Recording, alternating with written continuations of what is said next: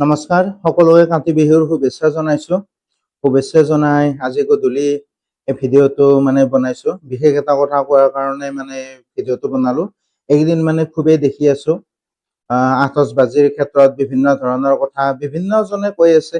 কোনোবাই কৈ আছে দোকানী দিব নালাগে, কোনোবাই ফুটাব নালাগে, এইবিলাক কৈ আছে। মই সেইবিলাক একো ক'বলৈ নাযাওঁ। কাৰোবাক দোকান দিবলৈ মানা কৰি নিদিওঁ, কাৰোবাক ফটকা নিকিনিব, আতচবাজি নিকিনিব, নুফুটাব সেই বুলিও নকওঁ। কাৰণ আমি এতিয়া সকলোৱে এটা ক্ষেত্ৰতে সদায় লাগি আছো। জুবিনদাৰ যি অপমৃত্যু, অকাল মৃত্যু, তাৰ ক্ষেত্ৰত ন্যায় আমাক অতি সোনকালে লাগে। তাৰ কাৰণে আমি চৰকাৰকো বাৰে বাৰে অনুৰোধ কৰি আছো। আমি সকলোৱে তাকে বিচাৰি আছো, বিভিন্ন ধৰণে। কিন্তু কথাটো হ'ল এই যে আমাৰ দেৱালী, দীপাৱলী, এইটো আমাৰ হৈছে পোহৰৰ উৎসৱ। পোহৰৰ উৎসৱত ফটকা মাৰিব লাগে বা আতচবাজি মাৰিব লাগে, ফুটাব লাগে, এনেকুৱা ধৰণৰ কোনো কথা নাই। পোহৰৰ উৎসৱত পোহৰাই তুলিব লাগে আমাৰ ঠাইখিনি, সেইটোহে প্ৰথম কথা। তাত আতচবাজি ফুটাব লাগে বুলি কোনো ধৰণৰ নীতি নিয়ম নাই। এতিয়া কোনোবাই ফুটাই কোনোবাই নুফুটাই, এইবাৰ সেইটো মই কাকো মানা কৰিবলৈ নাযাওঁ। দোকানৰ ক্ষেত্ৰতো তেনেকুৱা ধৰণৰ, মইনো কোন তেনেকুৱা ধৰণৰ এইবিলাক বন্ধ কৰিবলৈ। যাৰ কাৰণে জুবিনদাৰ প্ৰতি ভাল ভাৱ আছে, জুবিনদাৰ প্ৰতি মৰম আছে, তেওঁলোকে এনেই এইবাৰ সেইবিলাক নকৰে। মই প্ৰত্যেক বছৰে দুৰ্গা পূজা বহুকেইখন চাওঁ। এইবাৰ ইমান বেয়া লাগি আছে, দুৰ্গা পূজা মোটামুটি 2-3খন মানহে চালো, তাতকৈ বেছি চাব পৰা নাই। ভাল নালাগে। আৰু য'ত গৈছো সেইকেইখনত জুবিন দাক কেনেকৈ শ্ৰদ্ধাঞ্জলি জনাইছে সেইটোত বেছি গুৰুত্ব দিছো। মোৰ নিচিনা আন সকলেও দিছে। কিন্তু কথাটো হ'ল এই যে আমাৰ দীপাৱলী আহি আছে এতিয়া, দীপাৱলীৰ সময়ত আতচবাজিৰ এখন বজাৰ বহে। হয়, বিভিন্নজনৰ লোকচান হয় যদি নিকিনে, কাৰণ সেইবিলাক এডভান্স দি থয়। কথাটো হ'ল এইবাৰ আমাৰ সম্পূৰ্ণ পৰিৱেশটো ওলোটা। সেইকাৰণে কোনোবাই নিকিনিব, কোনোবাই ফুটাব, সেইটো বেলেগ কথা। কিন্তু মই এজন ব্যৱসায়িকো দেখি আছো এনেকুৱা ধৰণে কৈ আছে আতচবাজিৰ ক্ষেত্ৰত। তেওঁৰ কথাবিলাক, তেখেতে দোকান দিব, তেখেতৰ লোকচান হ'ব যদি কোনেও নিকিনে বা কোনোবাই বন্ধ কৰি দিয়ে দোকানখন, সেইটো তেখেতৰ কথা। সেইটোত মই একো হস্তক্ষেপ কৰিবলৈ যাবলগীয়া একো নাই। কিন্তু কথাটো হ'ল তেখেতে যেনেকুৱা ধৰণৰ কথাবিলাক কৈছে, মই চাই আছো, এনেকুৱা ধৰণৰ কথাবিলাক কৈ আছে যেন আমি সৰুতে যিবিলাক পাইছিলো, গাখীৰ খোৱাটো শৰীৰৰ কাৰণে উপকাৰী, গাখীৰ এবিধ উপকাৰী খাদ্য, কণী উপকাৰী খাদ্য, কল শৰীৰৰ কাৰণে ভাল, খাদ্যটো ভাল। এনেকুৱা ধৰণে কৈ আছে যেন আতচবাজিটো শৰীৰৰ কাৰণে ভাল, উপকাৰীহে, এনেকুৱা ধৰণৰ কথা কোৱা যেন লাগি আছে। আৰু আপোনালোকে এইখিনি সদায় চায়ে আছে, বিভিন্নজনে কৈ আছে, আমোলাই হওক কোনোবাই হওক, এইবিলাকে কৈ আছে আতচবাজিৰ ক্ষেত্ৰত। আতচবাজি সম্পূৰ্ণ এটা বেয়া বস্তু বুলি ক'ব পাৰি। কাৰণ আপোনালোকে যিসকলৰ ঘৰত সৰু ল'ৰা ছোৱালী আছে, বহুত ভাল পায়, বজাৰৰ পৰা ভাল ভাল বস্তুবিলাক আনি দিয়ে খাবলৈ, ভাল ভাল খাদ্যবিলাক আনি খুৱায়, নিজে নাখায়ো খুৱায়, সিহঁতক বহুত মৰম কৰে, ভাল কাপোৰ কানি দিয়ে।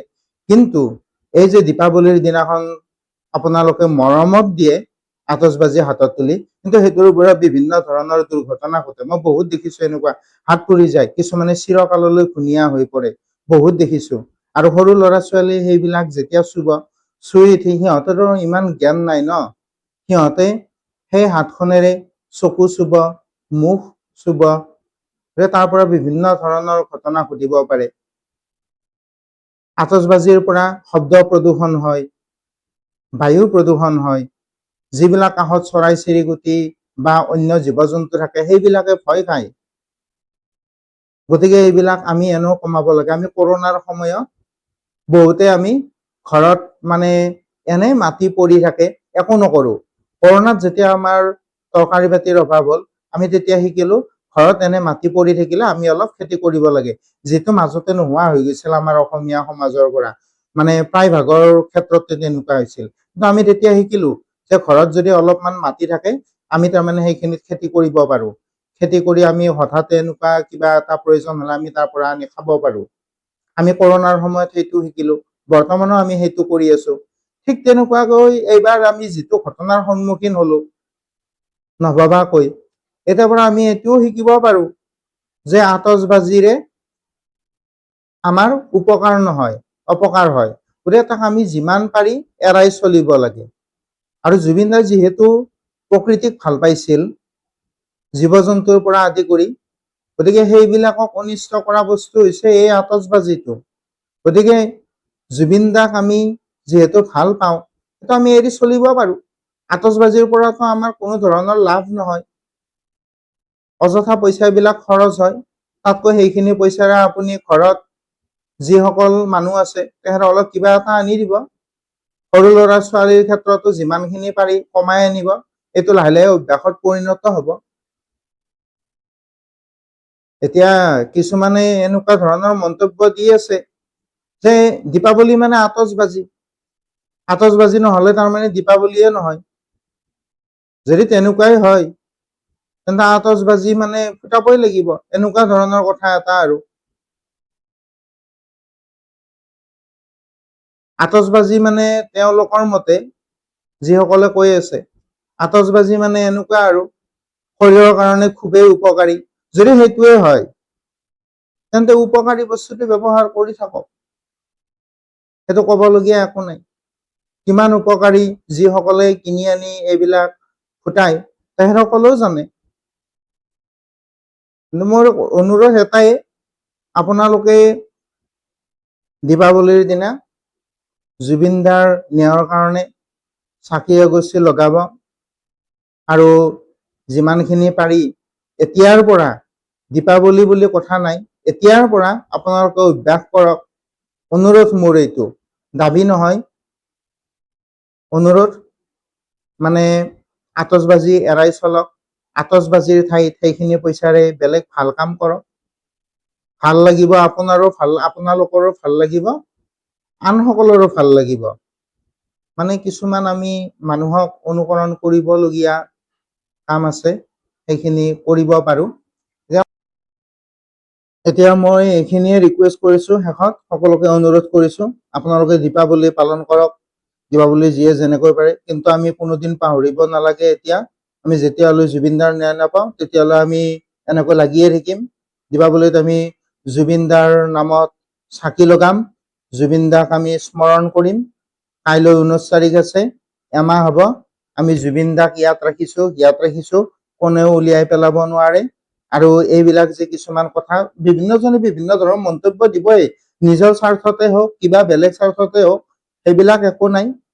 কোনোবাই ক'ব আতচবাজি খুবেই ভাল বস্তু, হা, শৰীৰৰ কাৰণেও ভাল হ'ব পাৰে, তেখেতসকলৰ মতে খুবেই মানে উপকাৰী বস্তু হ'ব পাৰে, যেনেকৈ গাখীৰ, মালভোগ কল এইবিলাক উপকাৰী, তেনেকুৱাকৈ হ'ব পাৰে।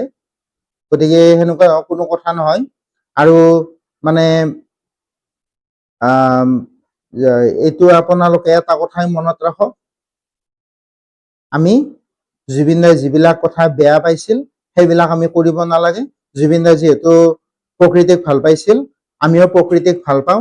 গতিকে প্ৰকৃতি বেয়া হ'ব পৰা, প্ৰকৃতিক অন্যায় কৰিব পৰা যিটো বস্তু আতচবাজি, মানে শব্দ প্ৰদূষণ কৰে, বায়ু প্ৰদূষণ কৰে, বিভিন্ন ধৰণৰ জীৱ জন্তুক মানে অন্যায় কৰে, বা আমিও অন্যায়ৰ মানে সেই ফল পাওঁ, নিজেও পাওঁ, মানে পোনপটীয়াকৈও পাওঁ, হেৰি আওপকীয়াকৈও পাওঁ। গতিকে সেইবিলাক আমি এৰি চলিম, আপোনালোকে এই কথাটো ভাবক। মোৰ কোনো দাবী নাই, এইখিনি মই অনুৰোধ, মোৰ যিখিনি কথা মনত ভাৱ হৈ আছিল সকলোৰে আগত কম বুলি এইকেইদিনত ভাবি আছিলো, আজি কাতি বিহুৰ দিনা সকলোকে শুভেচ্ছা জনাই এইখিনি কথা জনালো। দীপাৱলীৰো আগতীয়াকৈ শুভেচ্ছাটো জনালো। ধন্যবাদ।